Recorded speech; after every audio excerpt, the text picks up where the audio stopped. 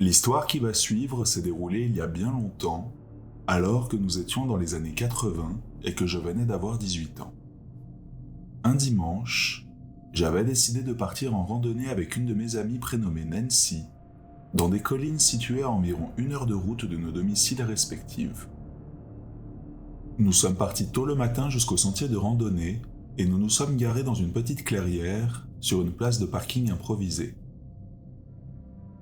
Nous étions seuls sur ce parking et nous n'avions croisé que quelques rares voitures sur la route menant jusqu'à cet endroit, sans que cela ne nous inquiète outre mesure car nous avions l'habitude de marcher et camper dans des endroits reculés.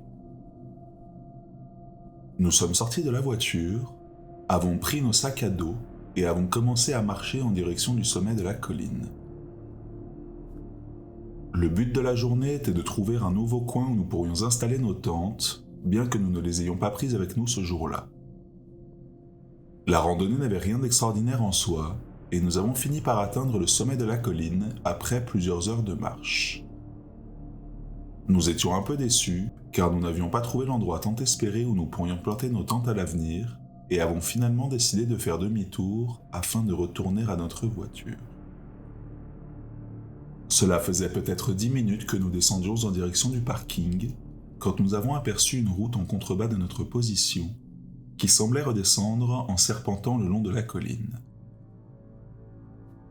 Nous avons donc décidé de l'emprunter, car nous commencions à fatiguer et le sentier que nous avions pris à l'aller était relativement escarpé et difficilement praticable, et nous pensions que cette route serait plus agréable.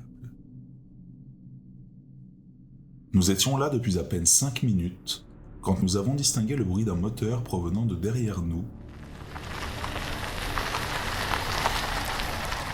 avant que nous n'apercevions un pick-up descendre dans notre direction et s'arrêter à nos côtés quelques instants plus tard. Il était rouge et rouillé et semblait vraiment avoir connu des jours meilleurs. Le conducteur a baissé la vitre passager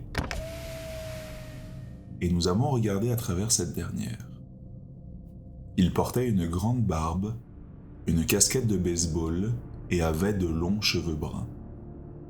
Il nous a salués et nous avons distingué un bref sourire à travers sa barbe alors qu'il nous demandait si nous avions besoin d'un chauffeur. La vue de cet individu dans cette voiture qui ressemblait à une épave dans cet endroit aussi reculé m'a directement mise mal à l'aise. Mais alors que je m'apprêtais à lui répondre par la négative, j'ai entendu mon amie accepter avec joie. Je l'ai regardée, surprise, mais elle m'a dit qu'elle se sentait trop fatiguée pour marcher jusqu'au parking et que de toute manière, il ne devait y avoir que 10 minutes de route jusqu'à notre voiture. Je l'ai vue ouvrir la porte passager et l'individu l'a dirigée derrière le siège afin qu'elle monte à l'arrière du véhicule. Je n'étais pas forcément très rassuré, mais mon ami avait l'air de faire confiance à l'homme et je l'ai suivi dans le pick-up, bien qu'à contre-cœur. Ce n'est qu'une fois que je me trouvais assise et que la voiture a redémarré que j'ai compris que nous venions probablement de commettre une erreur. La banquette arrière était assez propre, hormis une corde sur le sol derrière le siège du conducteur et 4 boîtes de film en plastique qui dépassaient sous le siège du passager. J'ai trouvé ça étrange, mais j'ai préféré me taire pour ne pas affoler Nancy ou vexer notre conducteur. Après 10 minutes de route, les bois ne semblaient pas s'éclaircir, et nous n'avions pas croisé d'autres voitures ou vu d'autres randonneurs. J'ai vu que Nancy semblait avoir changé d'attitude et ne semblait plus aussi confiante qu'avant. Elle a demandé à l'homme combien de temps il pensait mettre, et il nous a répondu qu'il prenait un autre chemin pour descendre la colline et qu'il devait d'abord s'arrêter quelque part pour prendre quelque chose. Nous étions toutes les deux encore jeunes, et bien que nous commencions à prendre peur, nous n'avons pas insisté et n'avons rien répondu. J'ai regardé l'homme plus en détail et j'ai vu qu'il était passablement négligé, comme s'il vivait dans les bois. Ses cheveux étaient très emmêlés et sales, Il avait de la boue sur son col et semblait avoir oublié de prendre une douche depuis bien longtemps. Il était jeune, costaud et était bien plus grand que nous deux. Nous n'avons pas osé poser d'autres questions et l'homme semblait peu loquace et ne nous a pas donné d'autres informations. Nous avons donc continué à rouler dans un silence pesant. Quelques minutes plus tard, nous avons atteint une minuscule cabane en bois dans une petite clairière. Il y avait une vieille souche sur laquelle quelqu'un avait coupé du bois et une énorme hache plantée dans le tronc. Tous mes sens étaient maintenant en alerte.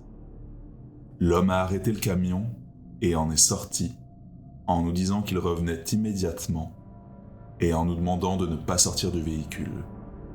Puis, il s'est engouffré dans la cabane.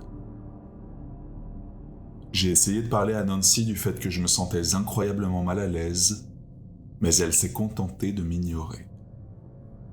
Je me suis mise à la supplier, à paniquer de plus en plus, et j'ai fini par exiger qu'elle sorte de la voiture avec moi. Elle a fini par accepter, et nous avons fait un rapide tour du véhicule, en gardant un œil sur la cabane qui se trouvait à une 50aine de mètres devant nous. Nous n'osions pas vraiment nous enfuir en courant, en pensant que si cet homme était véritablement décent et qu'il essayait simplement de nous ramener à notre voiture, il aurait été fortement impoli de prendre la fuite. Après quelques instants d'hésitation, j'ai vu Nancy retourner auprès du pick-up, ouvrir la porte avant et commencer à grimper derrière le siège conducteur.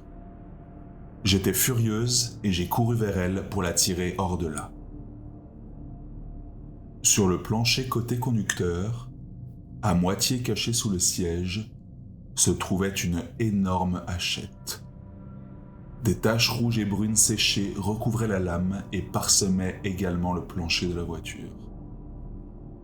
J'ai alors commencé à vraiment paniquer et j'ai vu le visage de Nancy perdre toutes ses couleurs tandis qu'elle collait la main devant sa bouche pour s'empêcher de hurler. À ce stade, nous avons décidé que partir était de loin notre meilleure option et nous avons décampé aussi vite que possible de la propriété pour nous réfugier dans les arbres. Nous avons tâtonné pendant un petit moment jusqu'à ce que nous soyons certaines d'être sur le bon chemin qui nous ramènerait à notre voiture. Nancy a pleuré pendant tout le trajet, tandis que j'essayais de la rassurer tant bien que mal, essayant au maximum de ne pas lui montrer le sentiment de panique qui m'envahissait. Après un peu plus d'une heure, nous avons fini par distinguer la clairière dans laquelle nous étions parqués, et un intense sentiment de soulagement nous a envahis. L'individu ne semblait pas nous avoir suivis, et toute cette aventure serait bientôt terminée. Mais alors que nous nous rapprochions du parking, toujours à couvert des arbres, nous avons vu que nous n'étions pas seuls. Un peu plus loin dans la clairière, derrière un petit tas de rochers, se trouvait le même pick-up qu'auparavant. Nous ne pouvions pas discerner s'il y avait quelqu'un dedans, et bien sûr, Nancy voulait courir vers la voiture, mais j'étais peu emballé par cette idée. J'ai réussi à la calmer en lui disant que je préférais attendre avant de courir à découvert, pour être bien sûr que nous soyons seuls. N'oubliez pas que nous étions dans les années 80 et que nous n'avions pas de téléphone portable. Il n'y avait personne d'autre dans les environs et le parking était grand et totalement à découvert et je ne voulais pas risquer qu'il nous arrive quelque chose aussi près du but. Heureusement, j'ai réussi à convaincre Nancy et nous nous sommes réfugiés contre un grand arbre, caché par des buissons et d'autres arbres, et nous avons attendu pendant ce qui nous a semblé être des heures, jusqu'à ce que la nuit commence à tomber. Nancy n'en pouvait plus d'attendre, et elle était en train de me dire qu'elle allait maintenant courir vers la voiture, lorsque nous avons soudainement entendu le bruit d'une portière s'ouvrir. Nous avons jeté un bref coup d'œil, et, de l'autre côté du terrain éclairé par la lumière du crépuscule, nous avons aperçu l'une des portes arrière de notre voiture s'ouvrir et l'individu s'extirper hors de la banquette arrière. L'homme est sorti en fermant la porte a regardé les bois environnants pendant quelques instants, puis est retourné à son pick-up. Il est passé à toute allure devant notre voiture et a disparu de notre champ de vision. Nous avons attendu encore plusieurs minutes avant d'oser sortir de notre cachette, puis nous avons sprinté jusqu'à la voiture aussi vite que nous le pouvions, et nous sommes partis en trombe. Nous n'avons jamais su qui était cet homme, ni ce qu'il nous voulait réellement. Je préfère cependant ne pas penser à ce qui nous serait arrivé si nous avions décidé de rester dans son pick-up, ou si nous n'avions pas attendu pour entrer dans notre voiture, alors qu'il se cachait sur la banquette arrière, prêt à nous surprendre au bon moment.